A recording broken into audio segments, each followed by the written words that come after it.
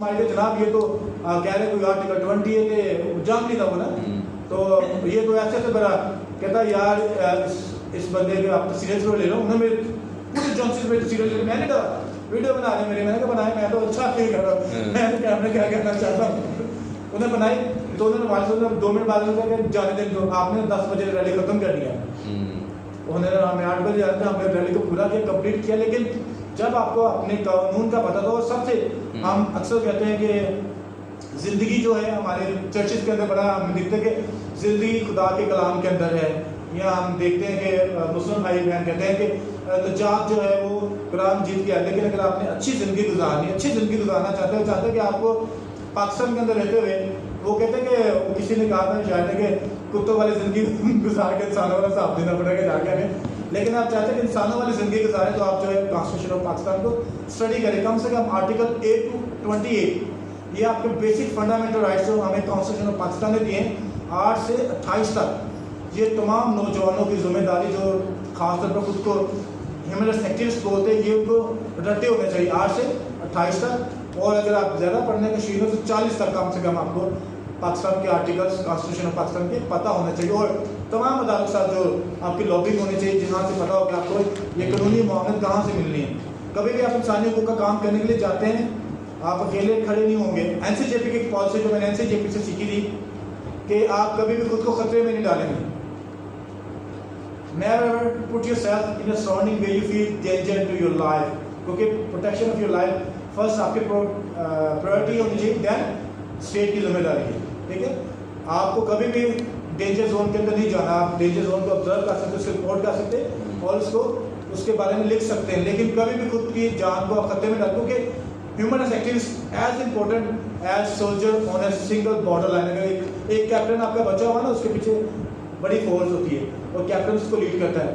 Human rights activist जो है वो अपनी कॉलोनियों के, अपने टाउन्स के अंदर वो बहुत बड़ी ताकत होते हैं, ये लोगों को जगाते हैं। आपका जो किरदार है वो किसी काउंसलर, किसी नाज़म, किसी MP MNA से काम नहीं होता, आप उनसे ज़्यादा काम करते हैं क्योंकि आप उनको जगाते हैं। अगर आपकी लाइफ को खतरा है, अगर आप वहाँ पर किसी ट्रबल के अंदर चले जाते हैं तो आपकी ना ब्यूरोक्रेसी वहाँ पर सुनेगी और ना आपको वो लोग सुनने के लिए तैयार हैं जिनके पास अख्तियार है।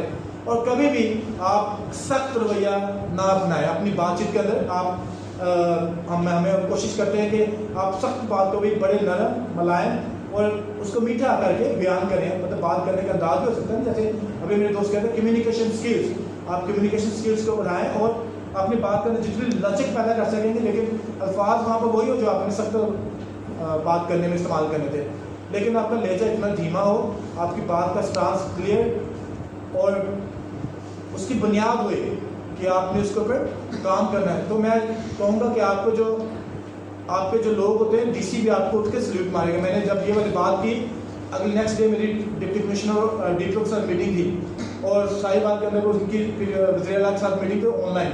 उन्होंने जाना था तो उन्होंने मुझे बात करने का मौका नहीं दिया ना। वहाँ पादरी बिशप बैठे हैं, उन्होंने क्रिसमस के बारे में बात करी थी 19 दिसंबर को। 18 दिसंबर को हमारे रैली रोक दी, मैंने करवा ली। 19 को बैठे हैं, मैं भी चला गया मीटिंग में ना। मैंने कंसर्न मैं बगैर दावतनामे के नहीं गया, लेकिन मैंने दावतनामा ले लिया कहीं से, लेकिन मैं उस मीटिंग में जाकर बैठ गया। अब बिशप्स ने अपनी बात की कि हमारे चर्च की लाइटें नहीं है, किसी ने हमारी पुलिस लेट आती, किसी ने कहा यार सर ना सही करवा दो, किसी ने कहा क्रिसमस पार्ट डाला था दो, किसी ने ये बात नहीं की यार हमारा एक राइट जो है इतनी बड़ी कर रही थी वो उन्होंने। मैंने वहाँ पर गया, उठने लगे DPO और DC उठने लगे। मैंने कहा सर इससे पहले कि आप जाए ना, उन्होंने कहा मेरी 1:30 बजे मीटिंग शुरू होने लगी है। हमें उन्होंने सिर्फ 15 मिनट दिए मीटिंग में, 1:15 बजे और 1:30 बजे वो DC और DPO उठने लगे। मैंने कहा सर मैं एक बात करूँ, इससे पहले आप जाएंगे एक बात करूँ। कहता क्या? मैंने कहा मैं सर आपको अप्रिशिएट करूँगा कि आपने हमें मौका दिया कि आज दुनिया के यूनिवर्सल इवेंट जिसको पूरी दुनिया मनाती है, जिसको क्रिसमस बोलते हैं, और 2.5 अरब से ज़्यादा लोग इसको मनाते हैं पूरी दुनिया। हर मुल्क, इवन जो जिससे मुल्क का भी बाशिंदा हो क्रिसमस को जानता है और मनाता हो। आपने भी हमें 15 मिनट देकर इस बात का एहसास दिलाया कि हम कितने इंपॉर्टेंट आपके लिए हैं। वो बैठ के अपनी सीट खड़े थे, खड़े दोनों बैठ गए। मैंने कहा आप मुझे बताएं, कंट्री ऑफ पार्टिकल कंसर्न का वर्ड आपने सुना होगा। अभी रिसेंटली मैंने कहा यूनाइटेड इंटीरियर स्टेट डिपार्टमेंट में हमें बंदियां कर यूनाइटेड स्टेट ने, तो मैंने कहा आपको पता होगा। मैंने कहा United states international religious freedom के ऊपर जो काम करने वाली एजेंसी, वो हमें हमेशा कहती है, हमारे ऑब्जर्वेशन करती है कि यार मुल्क जो है उस तरीके का है ना। तो आप बताएं, उन्होंने कहा आपने रैली जो रोकी है, आपने बताया कि हम तो अमन का पैगाम दे रहे हैं, आपने किस तरीके से रोक ली? उसने मुझे बैठ के उसने कहा कि मेरी अब मीटिंग थी, लेकिन मैं सिर्फ 10 मिनट दूंगा, मीटिंग में मैं बर्दाश्त कर लूँगा, झटके जो पढ़ने, लेकिन मैं आपको बात, क्योंकि आपने बात बड़ी इंपॉर्टेंट की, क्योंकि मेरा सवाल बड़ा वैलिड था। उसने कहा मैं नहाय शर्मिंदा हूँ, मैं माफ़ी चाहता हूँ, किसी ने, मैं अप्रिशिएट करता हूँ कि जिनका काम था उन्होंने बात नहीं की, आपने बात की। और उन्होंने कहा कि मैं इस बात पर, मुझे पता था कि मेरे जहन में था कि ये बात करेंगे, लेकिन किसी ने नहीं की, लेकिन आपने, मैं आपको अप्रिशिएट करता हूँ, उसने मेरे सब सवाल को अप्रिशिएट किया कि आपने जुर्रत का मुजाहरा किया।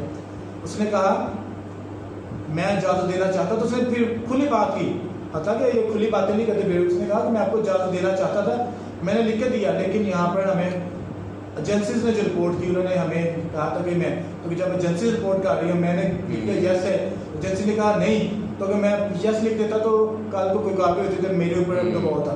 तो मैंने एजेंसियों के पीछे जाकर मेरा कोई, आपको मैंने इसका लेटर जारी नहीं किया कि इसको बैन करें, मैंने इसको चुप साध ली कि यार मैं, क्योंकि मुझे इस बात की अहमियत का पता था। तो जब आपको अपने राइट्स का पता है, जब आपको पता है कि कहाँ पर जाके, अगर आपने अब अपने मोहल्ले में आपके लाइटें नहीं है या आपका सीवरेज बाहर उभर रहा है, तो आप चले जाए वहाँ पर, आप कहेंगे आपने जाना तो आप बैतुल माल में चले जाए, वहाँ पर काम आपका हल हो जाएगा। आपको पता होना चाहिए कि आपने किस अदारे के अंदर जाकर क्या एप्लीकेशन किस तरीके से लिखनी है, कौन सा, अगर आपने लिखनी है पंजाब के अदारे को लिखनी है आपने, तो आप वहाँ पर 2017 का RT एक्ट लगाते हैं, तो काम करें वहाँ पर, तो आपके कांटा लगा के साइड पे भेजेंगे भाई आपकी एप्लीकेशन नहीं है। तो आपने खुद को उस तरीके का बनाना है जहाँ पर आपके पास इतना नॉलेज हो कि आपको पता कि मैं तैयारी करके जाए, जब भी आपने कहीं जाना, आपके पास तैयारी नहीं है, अगर आप उसके अंदर स्टडी करके नहीं गए या आपने उस सवाल तैयार नहीं किया, आपको सोचना चाहिए कि यार मैं अगर यार MC को अगर मैं दे रहा हूँ, चीफ ऑफिसर को एप्लीकेशन, तो चीफ ऑफिसर मुझसे ये वाला सवाल करेगा कि भाई वो तज ना दे मल्ले तज ना दे गले में बांध ने होना नहीं पाया या असी उत्तर ट्यूबल लवाए ने, तो पैसे नहीं थे, हम कैसे चलाने हैं, हमारे पास स्टाफ नहीं है, आपका क्या है ये मैं उसको एरिया में नहीं आता। तो आपको इन चीज़ों की स्टडी अगर होगी तो आप उनके साथ अपने जो हाथ अपनी बात हम भी करेंगे, आपको अप्रिशिएट करेंगे, और वो फिर हमारे वो वर्ड संभाले करेंगे जो उन्होंने किया। चलिए, थैंक यू वेरी मच। इधर बैठे 20 या 25 को कंफर्म कर दें। Article 20 constitution of Pakistan, article 25 मसावी कवानी को तमाम शहरी को बराबरी का हकूक देता है, लेकिन मजहबी जाति का जो कानून आर्टिकल है वो 20 है। अच्छा, आपने की स्पीच है, की 11-10 स्पीच है, उसको भी कोट किया जा सकता है, दैट्स ट्रू, ठीक है, उसको मजहबी आज़ादी के उसको कोट करें, क्योंकि वो खाल दी गई है। मैं तो भी चाह रहा था कि कायदे आज़म की तस्वीर के साथ ना हम DC को और कमिश्नर वगैरह को दें, वो अपने कमरे में उतारें।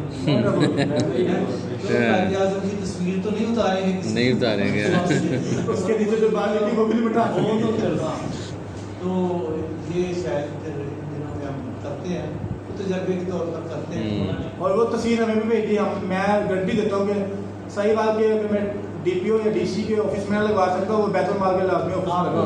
स्पीच का तो आपको पता ही है, मुझे पता है, तस्वीर बड़ी आगे नोट से कहीं ले लें। You are free to go to your temples, you are free to go to your mosque। अच्छा अशनाज, किसी ने कोई सवाल पूछना है कोई फ्रीडम ऑफ रिलीजन के हवाले से? जी प्लीज़ आप पूछ सकते हैं। इसके ऊपर एक और जो इसके रिलेटेड है वो 1966 के अंदर जो था वो भी इसके साथ है, declaration of elimination of racial discrimination. ये declaration of elimination of racial discrimination, नस्ली इम्तियाज के खिलाफ जो करारदाद मंजूर है, ये भी इसका हिस्सा मजहबी जाति के हवाले से ना। तो जब तक आप मैं बताना चाहता दो बातें, सॉरी, अगर आप यूनाइटेड नेशन के जितने भी डिक्लेरेशन हैं, मुआहदे अगर आप उनको पढ़ते हैं, जैसे सीधा है, जैसे हमारे पास कोई भी हमारे पास कौन सा फ्यूचर लॉ है जो सीधा के अलावा जो लॉ है, जैसे UDHR का मैंने आपके साथ बात की है, जैसे मैंने ICCPR की बात की है आपके साथ, इसी के साथ जितने भी बच्चों के हवाले से क्या कन्वेंशन ऑफ अगेंस्ट टॉर्चर, अगर आप ये कन्वेंशन पढ़ लेते हैं तो आप यहाँ पर बैठकर आप, मैं सच बताना चाहता हूँ, अगर आप इन चीज़ों को रट लेंगे तो आप जब वहाँ पर बैठते हैं कमिश्नर ऑफिस में जाके, DC ऑफिस में, तो आपके पास ये नहीं होगी कि आप खोलेंगे इंजील या कुरान खोलेंगे, आप आयत पढ़ना शुरू कर देंगे। आप जब वो चीज़ें पढ़ेंगे ना, वो जो कॉमन में क्योंकि दुनिया चलती है, दुनिया जो सॉरी से वो मजहबी नहीं, मैं हट कर ये मजहब से हट के बात कर रहा हूँ, दुनिया जो भी चलाई जा रही है कवानीन कानून के जरिए चलती है। हमारी रियासत जो है